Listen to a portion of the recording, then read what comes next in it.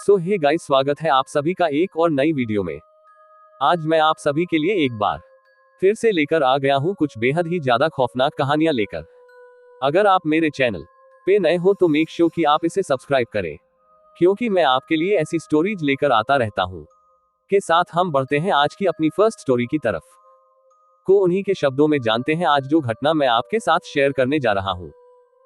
इसे आप एक तरीके से आध्यात्मिक कहानी भी कह सकते हैं, एक ऐसी सच्ची घटना जिसे सुनकर आपका हृदय द्रवित हो जाएगा और आपके अंदर भक्ति की लहर दौड़ जाएगी। आप हो ना हो ईश्वर पर विश्वास करने लगोगे। आप सभी जानते हैं कि इस संसार में आत्मा होती है, कोई माने या ना माने ये सच है कि जो इसका अनुभव करता है वह मानता है और जो नहीं करता उसको ये सब चीजें काल्पनिक लगती है। हालांकि विज्ञान ने भी इन चीजों को पॉजिटिव और नेगेटिव एनर्जी की श्रेणी में बांट रखा है, लेकिन जरूरी नहीं कि सारी आत्माएं नेगेटिव एनर्जी ही दे, कुछ पॉजिटिव एनर्जी भी होती है। एक अच्छी आत्मा जो कि किसी की मदद करने की हर संभवतः कोशिश करती है, वही आत्मा आगे जाकर परमात्मा के समान पूज्य हो जाती है। जो घटना मैं आपको सुना रहा हूं ये साल 2012 की है। जैसा कि मैंने आपको पहले ही बताया है, मैं बिहार के दरभंगा जिले का रहने वाला हूं। ये जुलाई का महीना था, तारीख थी 17 जुलाई। हम दरअसल एक शादी में जा रहे थे। उस समय पर रास्ते इतने अच्छे नहीं थे, इसीलिए हम लोगों ने फैसला करा था कि हम कई लोग एक साथ जाएंगे। हालांकि सब अलग अलग वाहनों पर थे। हम अपनी मोटरसाइकिल हीरो होंडा से जा रहे थे, हमारे साथ बाइक पर राजेश नाम का एक मेरा रिश्तेदार था। मुजफ्फरपुर के नजदीक बहादुर नगर नाम का एक गांव है, हमें वहां पर जाना था। जाने का नक्शा हमें बता दिया गया था, कैसे जाना है, कैसे पहुंचना है। उस समय मैप्स ये सब नहीं होता था, हम लोग को स्टेट हाईवे से होते हुए निकलना था। हम आराम से अपनी अपनी मस्ती में जा रहे थे। तब राजेश जी ने हमसे कहा, डॉक्टर साहब क्या बात है, बड़े मजे में लग रहे हैं। मैंने यह बोला, हाँ काफी समय के बाद गांव जा रहा हूं तो काफी अच्छा लग रहा है। हम लोग पूरा बाइकर्स का ग्रुप जा रहा था, जिसमें 10 मोटरसाइकिल थी, जिनमें 5 राजदूत, 3 यामाहा और 2 हीरो होंडा थी। जो हीरो होंडा वाला साथी था वह हमारे साथ साथ ही चल रहा था। कोई खास दिक्कत नहीं हो रही थी। हम लोग आराम से दरभंगा हाईवे पर आगे बढ़ रहे थे, सभी लोग आगे पीछे ही थे। तभी अचानक से मेरी बाइक में कुछ गड़बड़ी हो गई और मेरी गाड़ी बंद हो गई। मेरे साथ 2 और बाइक वाले रुके, लेकिन मैंने उनसे कहा कि आप लोग आगे जाए, हम पीछे से आ रहे हैं। इसी के साथ सभी लोग एक एक करके निकल गए। मैंने जब चेक करी तो मेरी गाड़ी का जो पेट्रोल का पाइप था वो फट चुका था और उसी के कारण सारा पेट्रोल बह गया था और गाड़ी बंद हो गई थी। वह तो किस्मत अच्छी थी कि कुछ आगे जाने के बाद एक मिस्त्री दिखी और मैंने वहीं पर अपना पाइप बदलवा दिया और पेट्रोल टैंक फुल करवा लिया। इसके बाद गाड़ी स्टार्ट हो गई और हम वापस चलने लगे। दरभंगा और मुजफ्फरपुर जिले के बीच में जो बॉर्डर था उससे यही कोई 2 किलोमीटर आगे जाकर एक रास्ता होते हुए आगे जाता है और एक रास्ता उत्तर से निकला हुआ था। वो रास्ता कहां जाता था मुझे भी नहीं पता था, लेकिन हमको बाएं साइड का रास्ता चुनने के लिए कहा गया था। जब हम वहां पर पहुंचे तो वहां पर कोई भी नहीं था। थोड़ी देर इंतजार करने के बाद हमने गाड़ी को उसी महीन वाले रास्ते में उतार दिया और गाड़ी काफी तेजी से आगे ले जाने लगे। पीछे से राजेश बोले, डॉक्टर साहब आपको रास्ता पता है ना? मैंने बोला, हाँ पता है। जब हम कुछ आगे गए तो सामने एक पान की दुकान थी और 4-5 लोग वहां पर रुके पान खा रहे थे। हमने उसी से गाड़ी रोककर हमने बोला, भाई बहादुर नगर का रास्ता किधर जाता है? हम बाराती जा रहे हैं, बताने की कृपा करेंगे। तो दुकान वाला बोला, बहादुरपुर जाने के यहाँ से 3 रास्ते हैं, एक वो है जिससे आप जा रहे हैं, बिल्कुल सीधा सीधा एक रास्ता लगभग आधा किलोमीटर दूर जाकर बाएं मुड़ के आएगा, उससे आपको 20 किलोमीटर का शॉर्टकट मिल जाएगा और एक रास्ता हाईवे से दाहिनी साइड होकर जाता है और वो भी आगे जाकर बहादुर नगर निकल ही जाता है, उससे भी आपको शॉर्टकट ही पड़ जाएगा। मैंने कहा, नहीं भाई शॉर्टकट नहीं, हमको सीधा बताइए। उसने कहा, फिर कुछ मत करिए, बस सीधा सीध चलते जाइए, लेकिन इससे आपको 20 किलोमीटर एक्स्ट्रा चलना पड़ेगा। इसके बाद मैंने कुछ नहीं बोला और सीधे रास्ते से चल दिया। मैं मस्ती में गुनगुनाते हुए गाड़ी चला रहा था।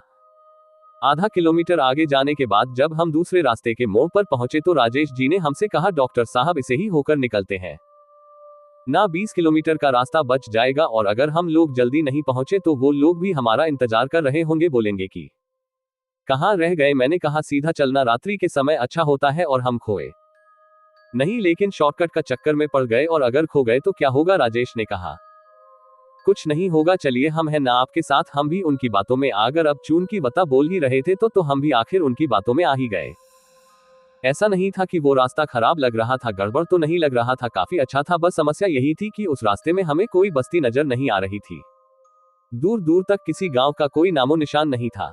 बहुत दूर हाईवे की कहीं रोशनी आ रही थी, इसलिए हमको पक्की लोकेशन कुछ पता नहीं थी कि वो कहां से आ रही है। हम अपने रास्ते में तेजी से चल रहे थे। लगभग 15 किलोमीटर आगे जाने के बाद एक रास्ता पश्चिम की ओर गया और एक रास्ता पूर्व की ओर। अब हमें ये समझ नहीं आ रहा था कि हम किस रास्ते से आगे बढ़े। मैंने राजेश से बोला, अब बताए अब क्या करना है, यहाँ पर तो कोई है भी नहीं। तब उन्होंने बोला, ये पूर्व वाला रास्ता देख रहे हैं, वहीं से आ रहा है जहां से हम जा रहे हैं। एक काम करिए, पश्चिम वाले से ले लीजिए, हम निश्चित ही पहुंच जाएंगे। मैं क्या ही करता, दूसरा कोई रास्ता भी तो नहीं था। मैं इसी रूट पर चला गया। रास्ते में हमें कोई भी नहीं दिखता, लेकिन हैरानी की बात यह थी कि सड़क भी खत्म होने का नाम नहीं ले रही थी। रात्रि के 12:30 बज चुके थे, लेकिन हम कहाँ थे, हमें कुछ नहीं पता था। हम अब राजेश पर गुस्सा भी हो रहे थे कि आपके कारण आज बुरे फंस गए, ना मालूम है कहां पर है ना कुछ। लेकिन अब वह भी हमारी बातें बस चुपचाप सुन ही रहे थे। आखिर करते भी तो क्या, फंस तो चुके थे। हम आगे बढ़ते गए, लेकिन मंजिल कहीं से भी नजर नहीं आ रही थी। आगे हम गए तो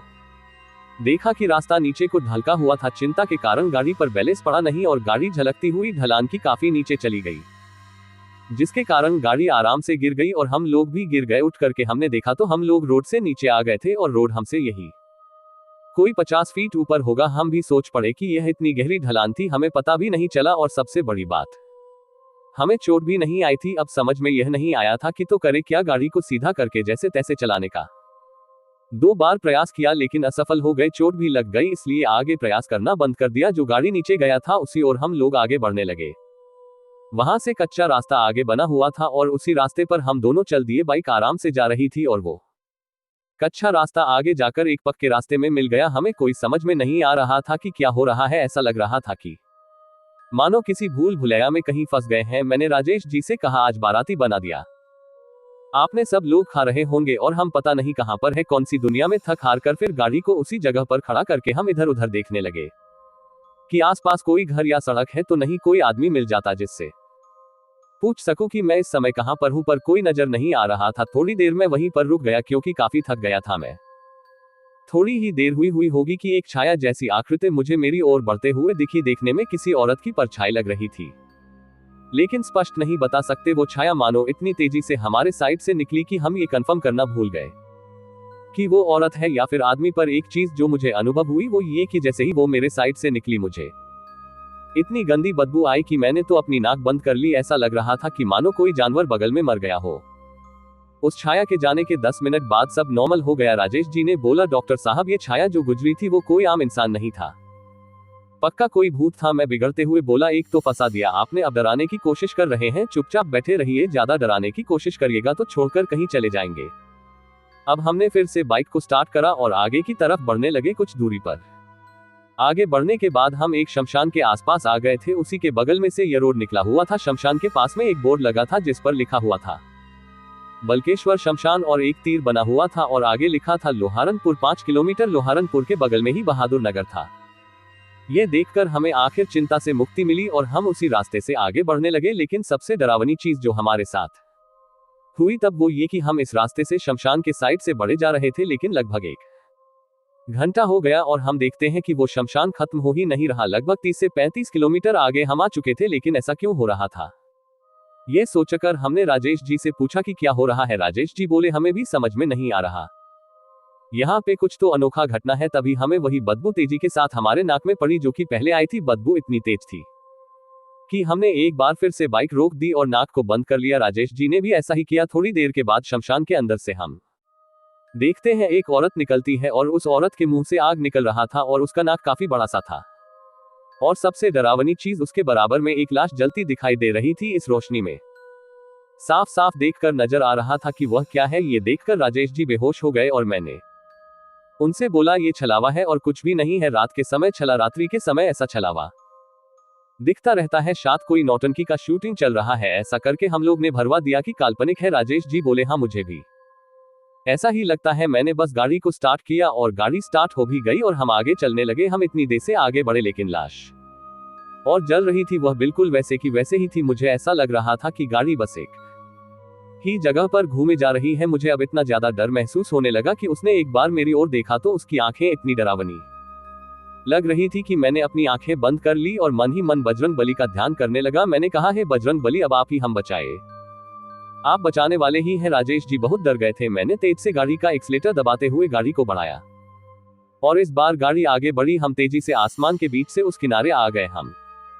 तेजी से शमशान के बीच से उसके साथ किनारे पर आ गए और वहां से लगभग 2-3 किलोमीटर दूर एक गांव नजर आ रहा था जहां पर लालटेन वगैरह या फिर किसी चीज की रोशनी दिख रही थी। मैंने सोचा यहां से तेजी से निकलते हैं, लेकिन शमशान के कोने पर आकर न जाने क्या हुआ कि गाड़ी एकदम से बंद पड़ गई। मैं कितना भी प्रयास करता गाड़ी स्टार्ट होती ही नहीं। हम उतर गए और गाड़ी को खींचते हुए आगे बढ़ने लगे। लगभग 500 मीटर आगे आए होंगे कि मैंने देखा वो बड़ी नाक वाली प्रेत और तेजी से दौड़ रही है और हमारे पास आ रही है, और बदबू भी काफी तेजी से हमारे आसपास फैल रही है। अब मुझे समझ में आ गया था कि अब बचाने वाला कोई नहीं है, अब तो हमारी जान गई मानो। राजेश जी तो मानो बेहोश पड़ गए थे। गाड़ी खींचने के चक्कर में हम और राजेश जी और बाइक तीनों गिर पड़े और पास पहुंचते ही उसने अपने मुख से इतनी अगली का ज्वाला निकाला कि हम तो मानो ऐसा लगा जलकर खाक हो गए।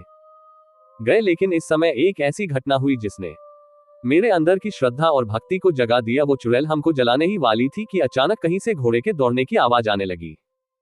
वो घोड़े की आवाज सुनकर वो प्रेत गायब हो गया। हमने देखा कि घोड़ा आखिर आ कहां से रहा है। तभी हमें एक दिव्य सुगंध आए, जैसे कहीं से कोई दिव्य धूप चल रही हो। ऐसा लग रहा था मानो इस दिव्य धूप को सूखा हम भी शुद्ध हो गए हो। आसपास का माहौल पूरा शांत हो गया। ऐसा महसूस हो रहा था मानो परमात्मा के दर्शन हो गए हो। इतना शांत वातावरण। राजेश जी ने कहा, डॉक्टर साहब ये क्या हो रहा है? पहले दुर्गंध और अभी सुगंध। मैंने कहा ये कोई परमात्मा शक्ति है जो हमें बचाने के लिए आए हैं। अब हमें किसी बात का कोई डर नहीं। इसीलिए मैंने गाड़ी को स्टार्ट किया और गाड़ी भी स्टार्ट हो गई। ऐसा लग रहा था कि गाड़ी को कुछ हुआ ही नहीं था। हम आगे बढ़ने लगे और की लाइट जल रही थी 500 मीटर आगे आने के बाद, और सामने कोई लाइट जल रही थी 500 मीटर आगे आने के बाद। मैंने देखा एक वृद्ध सफेद वस्त्र पहने हुए जिसके पास पीला गमछा था, एक सफेद घोड़े पर सवार था और तेजी से हमारी ओर आ रहा था। उन्हें देखकर हमें डर नहीं आनंद की अनुभूति हो रही थी, और जैसे ही वह हमारे सामने आए हमने गाड़ी को रोक दिया और हाथ जोड़कर उन्होंने प्रणाम किया। राजेश जी ने भी ऐसा ही किया। मैंने उन्हें मान ऐसा ख्याल आया कि साक्षात परमात्मा के दर्शन हो गए। उनके मुख का तेज काफी दिव्य था। वह चंदन लगाए हुए थे और दिव्य तेज के आ गए। उन्होंने हाथ उठाकर हमें आशीर्वाद दिया और बस एक लाइन बोले, आज बजरंगबली ने तुम्हारी जान बचा ली। यह रास्ता ठीक नहीं है, रात्रि के समय यहाँ कोई नहीं आता, जल्दी से तुम लोग भी आगे बढ़ो, मैं तुम्हारे पीछे हूँ, डरो मत और आगे बढ़ो। हम लोग आगे आगे चल रहे थे और हम देख रहे थे कि वह हमारे पीछे पीछे आ रहे हैं। उसके बाद तकरीबन 2 किलोमीटर आगे आने के बाद एक पीपल के पेड़ के नीचे एक मंदिर बना हुआ था जो कि ग्राम देवता का मंदिर था।